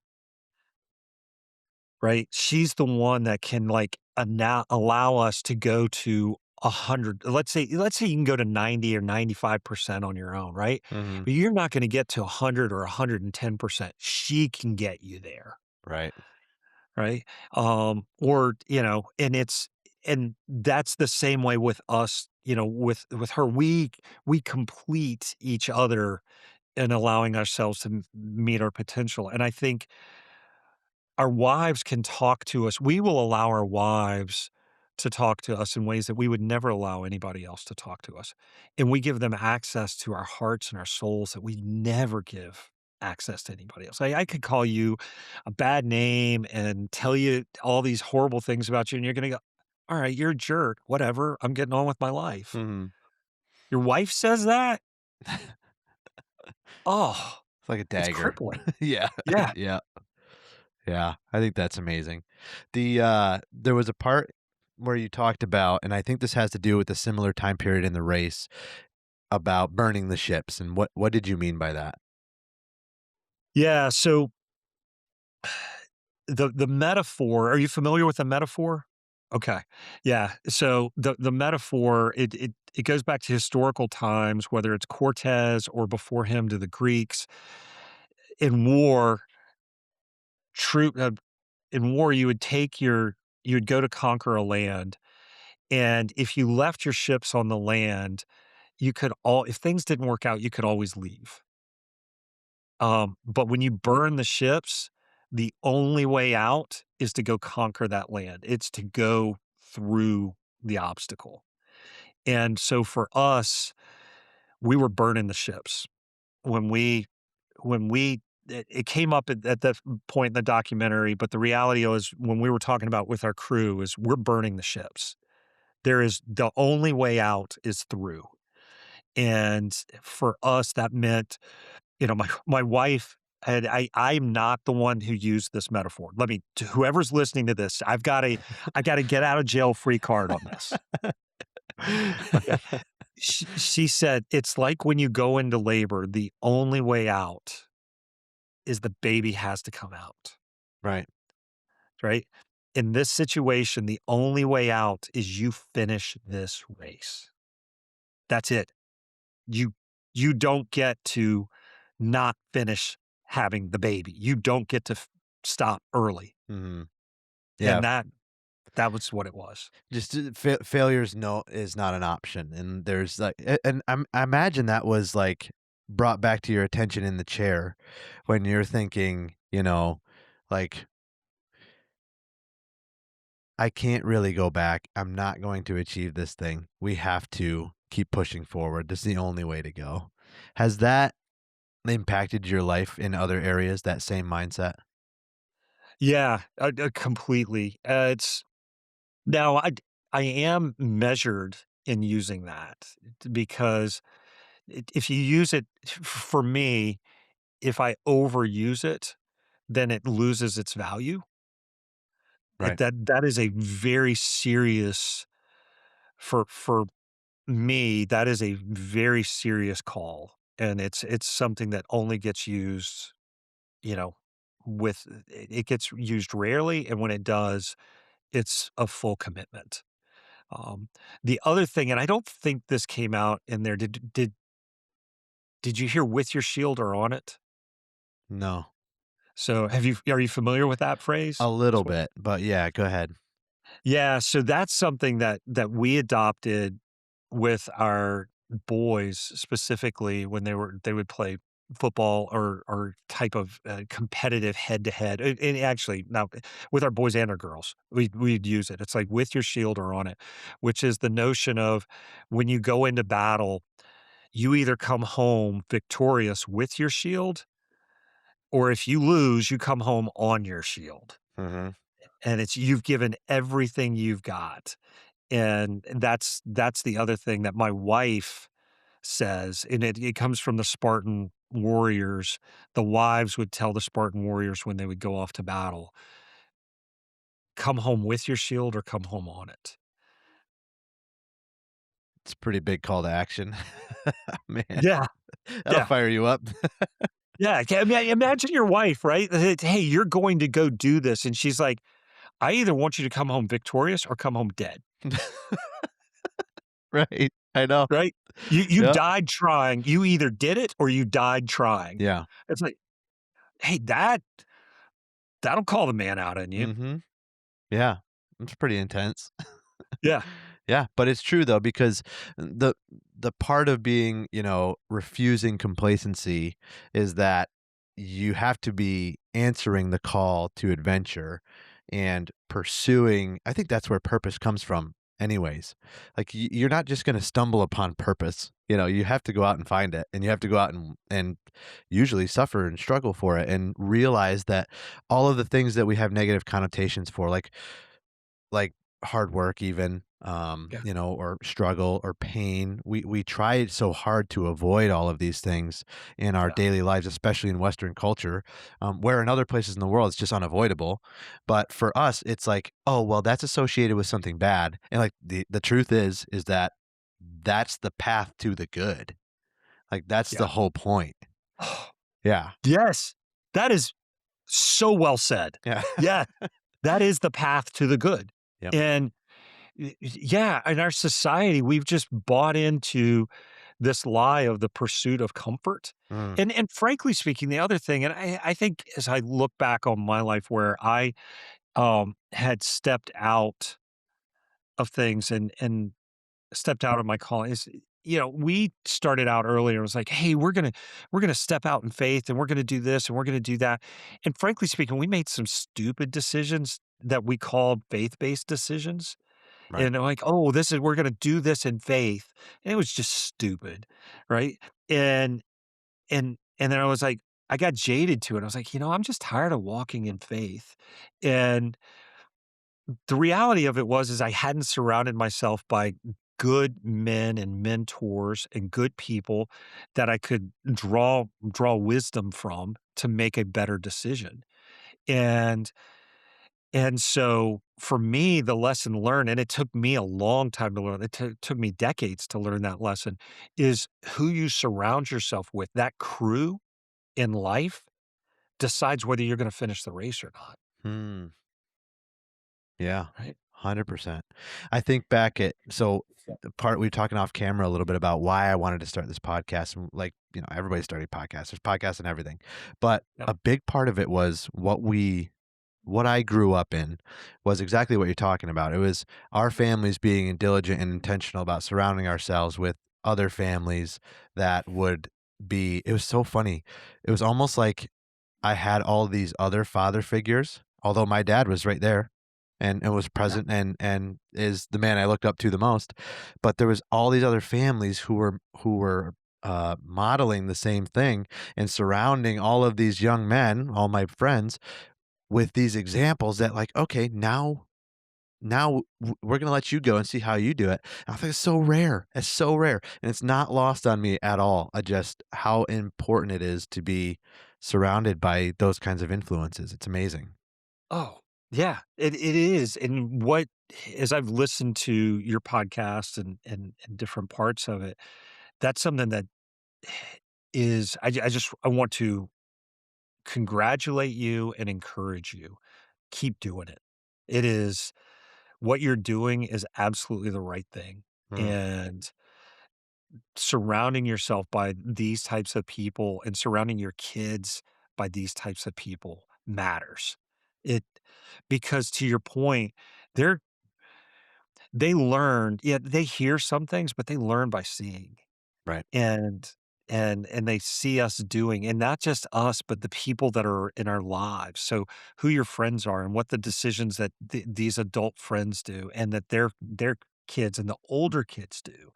And they're gonna see somebody, stop and bump and scrape their knee, because they're gonna do something stupid on a bike or whatever. And they're gonna, okay, hey, I shouldn't do that on a bike. Or they're gonna look at it and go, I can do that on a bike because you don't know what you're doing, right? It's Right. because that frontal lobe's not connected yet. That's right. Yeah. Yeah. I have 2 daughters right now, and we actually have a son coming in September. What? Yeah, yeah, Congratulations, yeah, man. thanks. So I've been doing a lot of, poking at all my friends trying to get some information about how boys and girls are different, and the frontal lobe part for boys, like but they just go, man. They're just like Energizer bunnies galore and tearing everything down, so I'm bracing for impact. Oh, But, so excited. yeah, the craziest story for, 2 of my boys, they were, I don't know, say 9 and 6. That's a good age to pick. My wife and I were sitting in the kitchen looking out back, and we had a dirt pile in the backyard at the time we were doing something, and they were standing on the dirt pile, and they were throwing a baseball back and forth or whatever, and then the next thing you know, we look up there, they both have a bat. One's on one side of the hill and the other's on the other side, and one has a ball, Oh, and I'm like, nice. "Oh, no," and the ball goes up in the air in the middle, and they both just rear back, and they're like and I'm going running outside, Oh. "No!" Right? They both swing, they both Oh, miss. I'm like, "What are you guys doing?" They said, "We both got tired of being the pitcher, and we wanted to hit." right, Like, because that makes logical sense to a 9 and a 6-year-old. yeah. That's a good, explanation for how boys are. Me and my brothers were the same way. Like, "Let's go play hockey down in the basement." with a Yep. real puck, and I'm just gonna smack it at you as hard as I can. Yes. And my daughters, they're, like, doing little tea parties and dancing, and they're just so funny to see the differences. Yeah. Take me to the home stretch, like, when you were Okay. coming back into Leadville, just the feeling and, what where you were emotionally and mentally at that point? Yeah, I was cooked.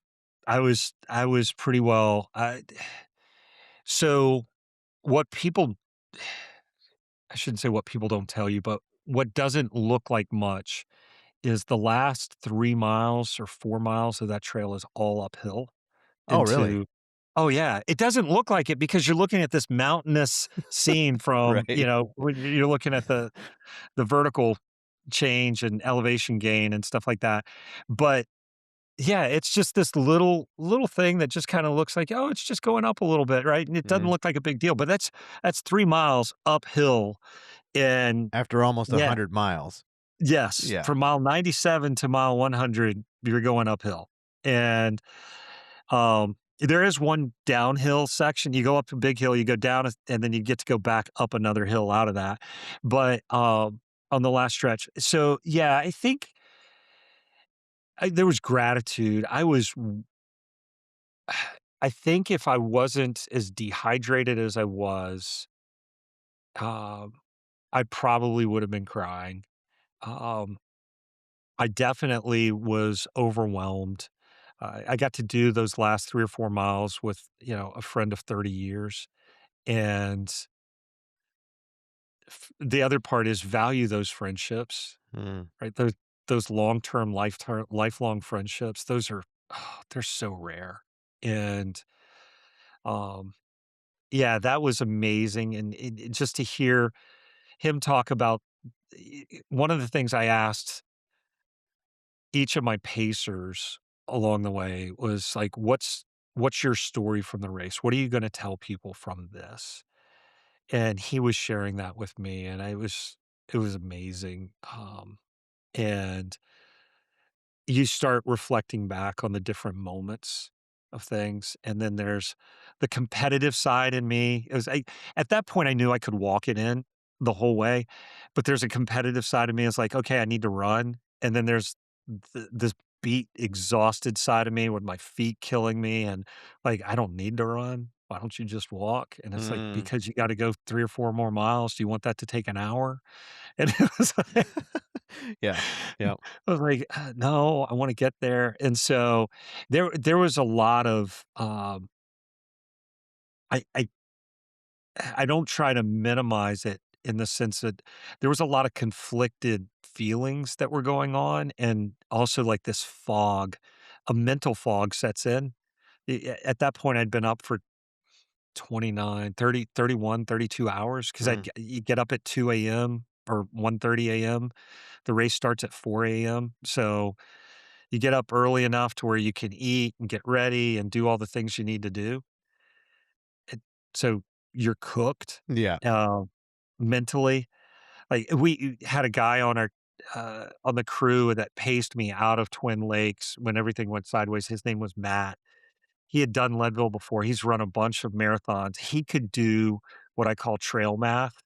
He could do fatigue math. He knew just Wow. off the top of his head, like, what paces need to be at different sections. And so that was was huge, and that was the other thing, I had told the crew beforehand because there were questions like,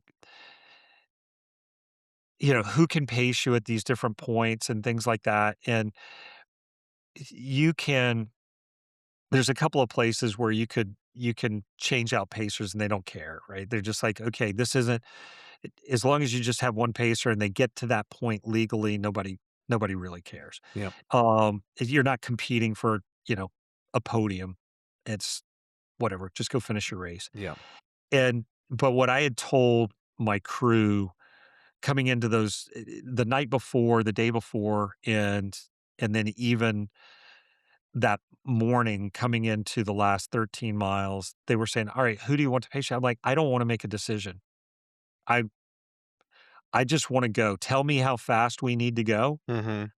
and let's go. Yep. That's that's the only decision I want to make is you tell me that's my decision. You tell me how fast we have to go and we're going. Yep. Yeah, the I less thought, the less brain power that has to go into that for you at that stage, yeah. Yeah, and and then I wanted to be able to emotionally, soak in the moment, and that I spent those last 3 or 4 miles just really recording recording that and hitting making sure I had deep core memories from the race. Right.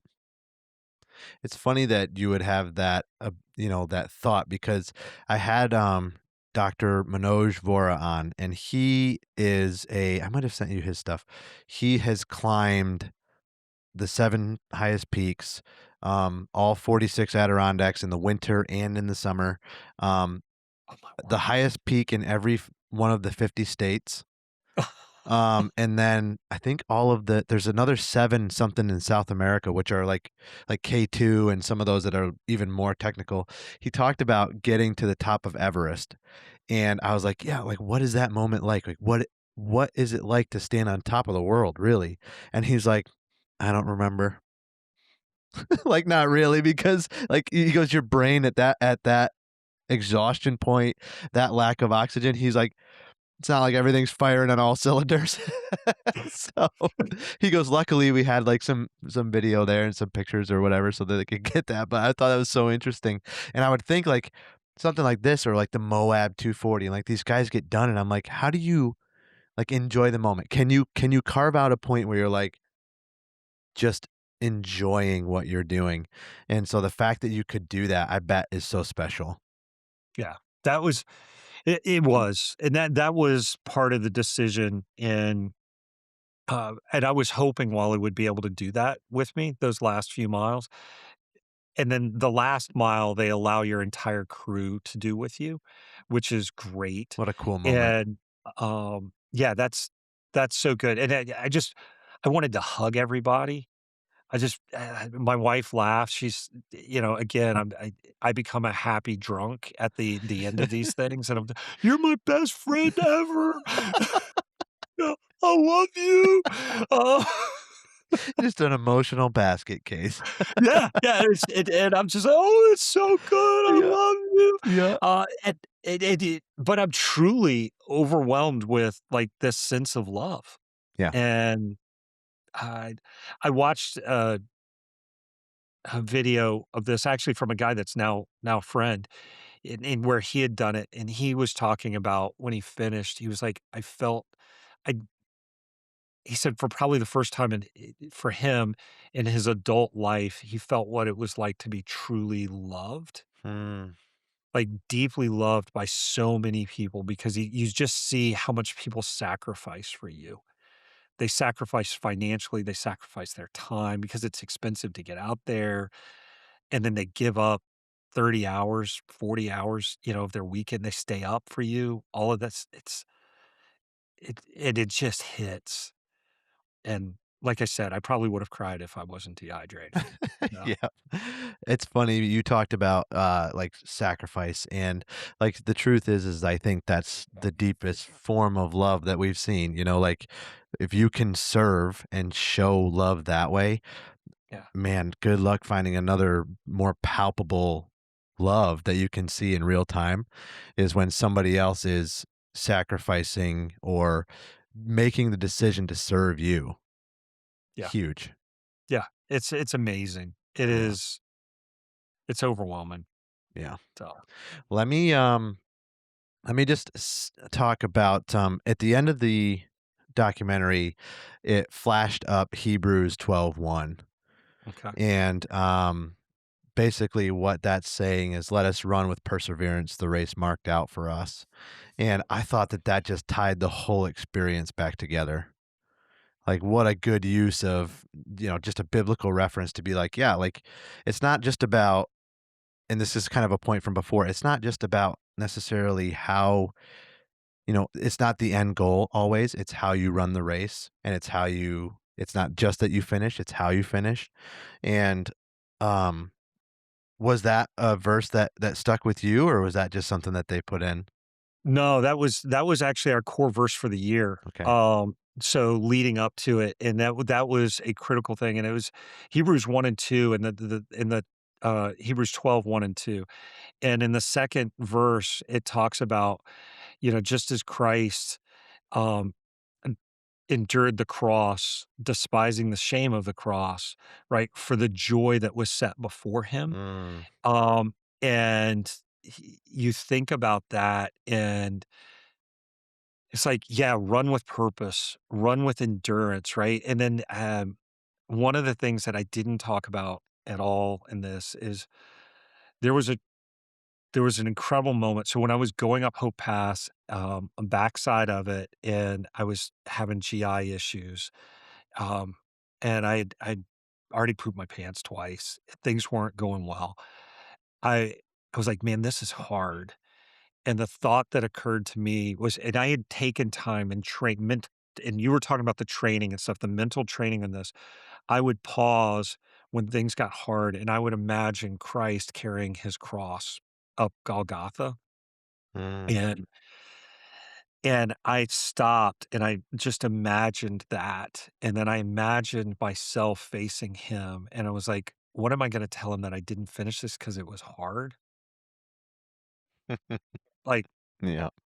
I can't. What I'm doing is nothing compared to, and I can't. It's not even in the same league of comparison.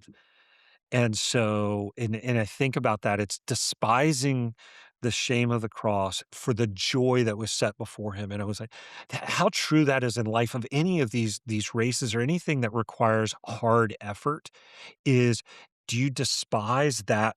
And it's, can you look at, can you endure it, despise whatever shame and humiliation that comes with the learning process and going through that, for the joy that's on the other side, right? For receiving that, getting the crown of victory, right? Of Mhm. accomplishment. And it's like, that is so, and that's not to belittle what he did on the cross. It's just that that notion of that process of, when we do something new, when we do something really hard, there's going to be moments of humiliation. There's going to be moments that are hard. And can we look at that and say, I don't care, right? I don't care how much this hurts. I don't care about that. I'm doing this for what's on the other side and the Mm. joy that's on the other side of that. Yeah, that's so well said. Like, that is the crux of, like, when you have the perspective, shift in real time to, like, oh my goodness, my wife and I have recently found, and like, this is, if there's any kind of positives to any kind of social media, if there Yeah. is, uh, we've been seeing some reels recently about people in their 80s talking about how they would just, the only thing they want is for a loud house and a chaotic house with kids running around, and like, just being able to zoom, yeah, this is what we're living the days we're gonna want back right now. And yeah, what a cool segue, I think. Yeah. And seeing the joy on the other side, like, it's something about delayed gratification and pursuing something meaningful isn't always just that end goal. It's what's beyond that end goal, like the completion of that task. It's about the growth throughout the whole thing.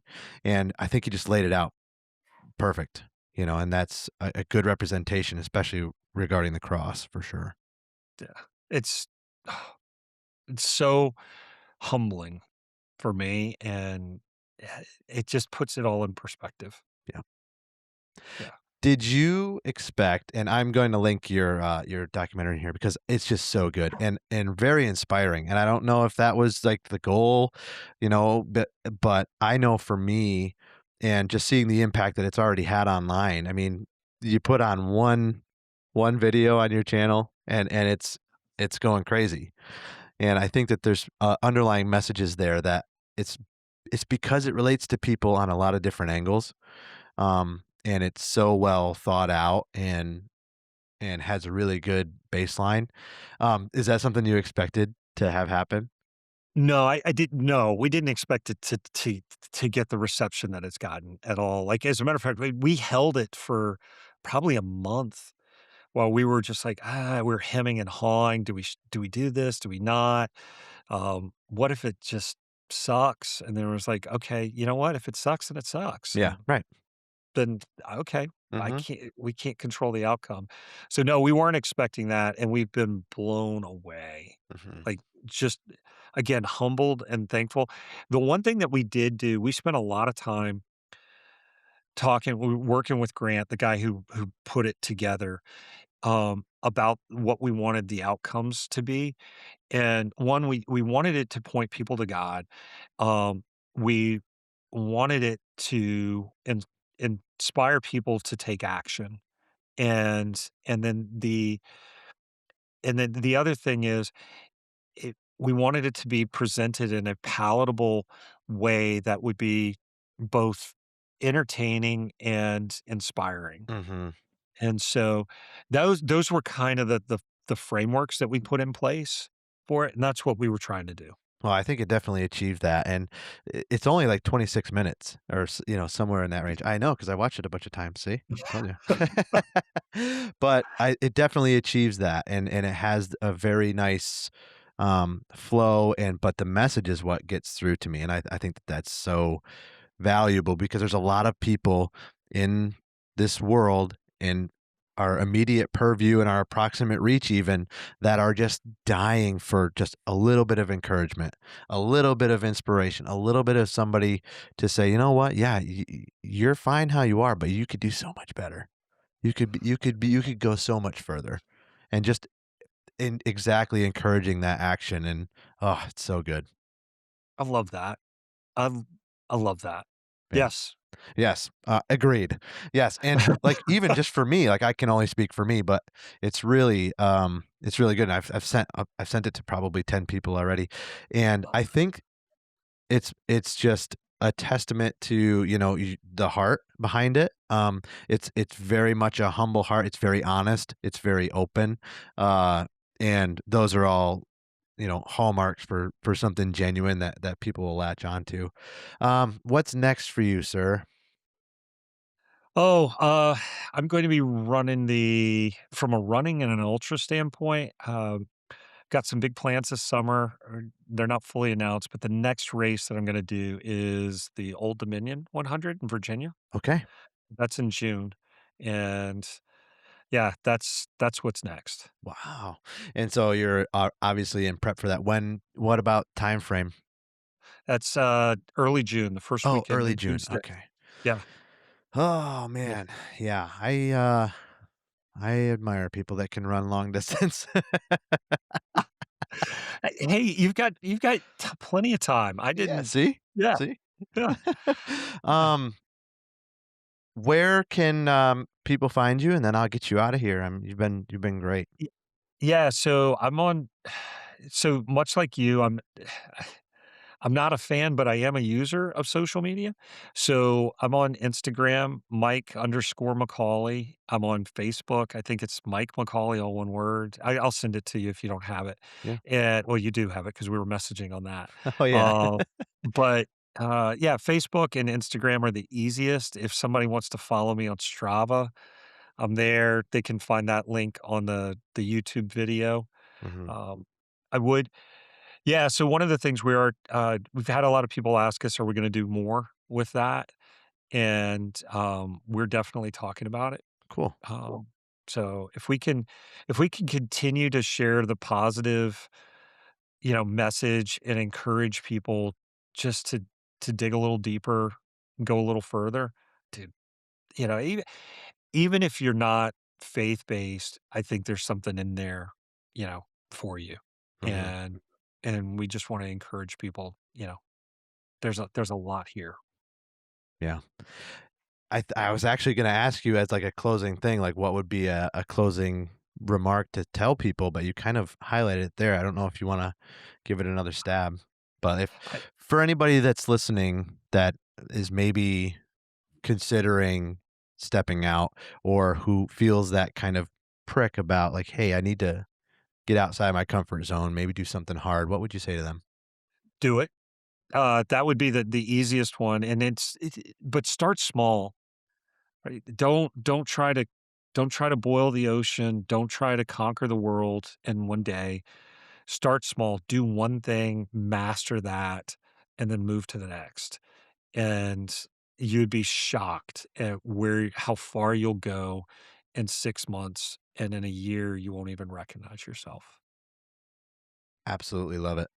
Well, I cannot thank you enough. Like how generous you are with your time and your willingness to come on and talk. I think like this is definitely like the start of a friendship. I love to stay in contact and stuff like that too. And when you do your other things, when you come on again.